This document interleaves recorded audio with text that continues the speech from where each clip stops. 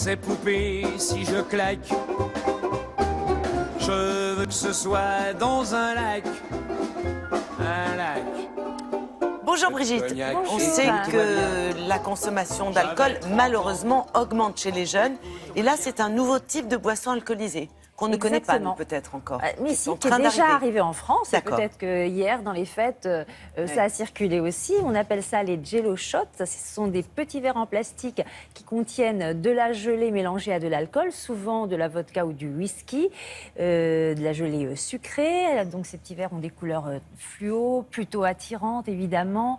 Donc ce sont devenus des modes de consommation assez populaires dans les soirées étudiantes aux États-Unis, où 20% des 13-20 ans ont déclaré, selon une étude, en avoir déjà consommé, et souvent plus les filles que les garçons. Et les médecins qui ont réalisé cette étude aux États-Unis alertent sur les dangers de ces Jello Shots parce qu'ils constatent qu'on consomme finalement plus d'alcool quand on a ce type de consommation. Et c'est joli, c'est sucré, mais ça se mange ou ça se boit si c'est de la gelée? Eh bien, ça se déguste, on va dire. Très franchement, je n'ai pas testé.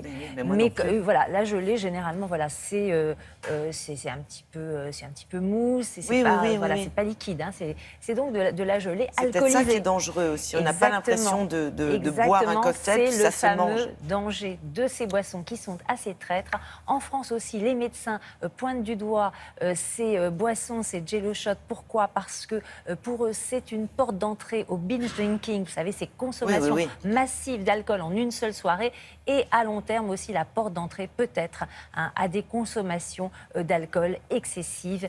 Explication en images. Les Jello Shots sont composés de vodka, de gélatine et d'un sirop sucré, et souvent de couleurs différentes, classiquement de la grenadine, mais ça peut être de l'orange. Et on considère que l'on prend à peu près autant de vodka que de gélatine et d'eau. Donc dans un verre classique de Jello Shot, vous avez l'équivalent d'un petit verre de vodka, d'un shot de vodka.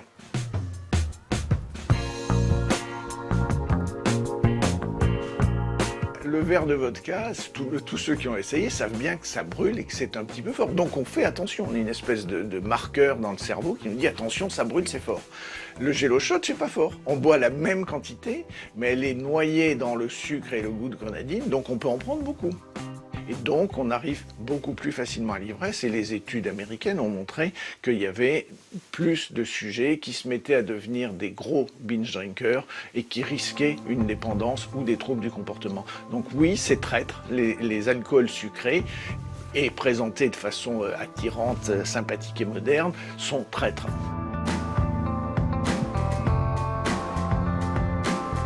Alors, le risque de coma éthylique est plus important parce que les jeunes ne se rendent pas compte des quantités consommées et n'ont pas l'effet d'ivresse brutale immédiat parce qu'en plus, le sucre permet de tenir un petit peu mieux. Les alcooliers savent très bien qu'il faut d'abord commencer par faire goûter du sucre avec un petit peu d'alcool pour s'habituer petit à petit à l'alcool. Donc le danger, c'est que ça permet de commencer très tôt à consommer de l'alcool d'une façon très douce. Les boissons sucrées alcoolisées sont des boissons traîtres.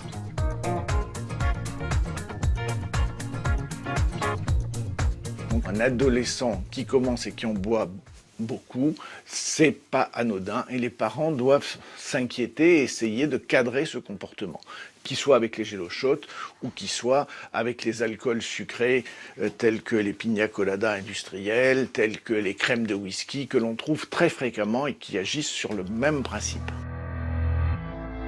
On sait maintenant, et ça a été très largement montré par de nombreuses études, que les alcoolisations aiguës, massives et répétées, ça abîme le cerveau. On ne le répétera jamais assez, ça abîme le cerveau. Donc Brigitte, vous voulez nous alerter et prévenir donc les parents sur le fait qu'il y a d'autres dangers qui circulent dans d'autres formes de boissons alcoolisées. Exactement, voilà. Les médecins mettent en garde contre d'autres mélanges. Le mélange boisson énergisante, alcool, avec la caféine qui masque un petit peu la sensation de fatigue liée à l'alcool et qui peut évidemment pousser à des conduites à risque. Par exemple, on n'a pas l'impression d'être fatigué, on prend son volant alors qu'on a un taux d'alcoolémie quand même important. Et puis un autre danger, ce sont des mélanges entre des sirops codéinés pour la toux, de l'alcool et des sodas. Ça aussi, les médecins disent faites très attention à ce type de cocktail parce que la codéine, c'est quand même une drogue de la famille des opiacés. Et il peut y avoir des surdosages et on a constaté notamment des détresses respiratoires avec ce style de cocktail. Donc, très attention dans les soirées et notamment les soirées des jeunes. Voilà qui est fait. Merci beaucoup, Brigitte. Tout de suite, c'est la météo. Nathalie Riouet.